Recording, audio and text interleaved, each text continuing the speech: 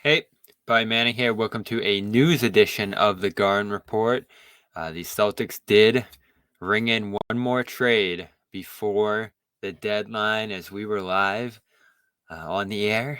Jaden Springer joined the Celtics in exchange for a second-round pick, one of the 7 second-round picks the Celtics had remaining after sending out a couple for Xavier Tillman yesterday. Springer comes in as effectively a Dalano Banton replacement on this bench. Banton, in a corresponding move, goes to Portland for what's effectively a placeholder pick, top 55 protected second round pick here. Springer coming in on the Grant Williams TPE. So the TPE does go to use here on a player who's on his rookie contract, who to some degree represents a project at 21 years old, especially on the offensive end of the floor. A former first-round pick in 2021 for Philadelphia, making $2.2 million and 4.0 next year before becoming an unrestricted free agent after next year. So he's a guy that right now could come in and play a few spot minutes for you in that backcourt if you have some injuries. Could bring a change of pace to the position defensively. As Chris Forsberg notes, he's in the 99th percentile of wings when it comes to steals and blocks. Some flashy chase down blocks and some really good stuff from him in these garbage times, per se, for Philadelphia, where he comes in and makes some things happen on the run.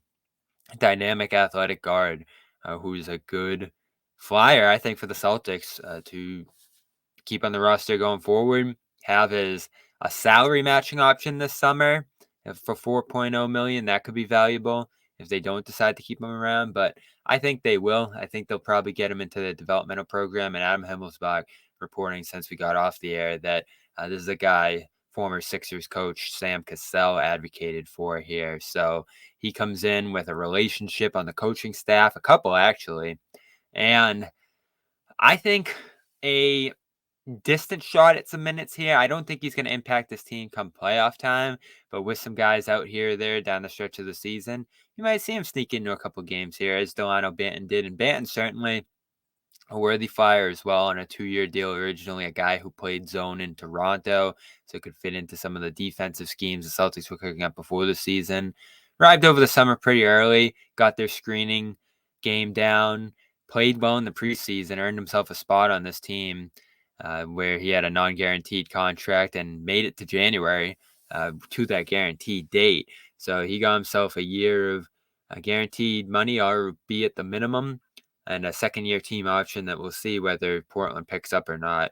He'll probably get a chance to play a little bit out there, but shot making, finishing around the rim, still issues that kept him from being able to impact the Celtics in a depth role. He got a spot start with Boston. He got multiple opportunities come off the bench earlier in the year, and overall didn't make the most of them. So in the net, Xavier Tillman in, Jaden Springer in from Philadelphia, and the Celtics send out Lamar Stevens, Dalano Banton, as well as 3 second-round picks here. And 15th roster spot remains open. Do they get into the buyout market here? There's a couple of names that they could potentially impact. Correction, Marcus Morris cannot join the Celtics here due to his salary being so high. Still one of those things we're getting used to with the new rules here. Daniel House, among others, eligible. Anyone who makes under $12 million who breaks free here. And maybe it's an internal promotion. There's no rush with that.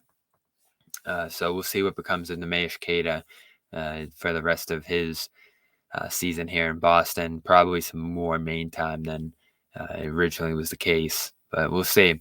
And that's our news edition of the Garden Report here. Of course, check out FanDuel right now, offering $200 in bonus bets if your first $5 bet wins for the Super Bowl. Check it out at FanDuel.com/Boston. Do a bet tonight on the NBA to try to get those bonus bets for the Super Bowl, because there's a lot of fun stuff to bet on Super Bowl Sunday. Again, that's FanDuel.com/Boston. I'm Bobby Manning. This has been a news edition of the Garden Report. We'll be back for Celtics Wizards coverage tomorrow, and hopefully we'll get to talk to Xavier Tillman in the morning. See you then.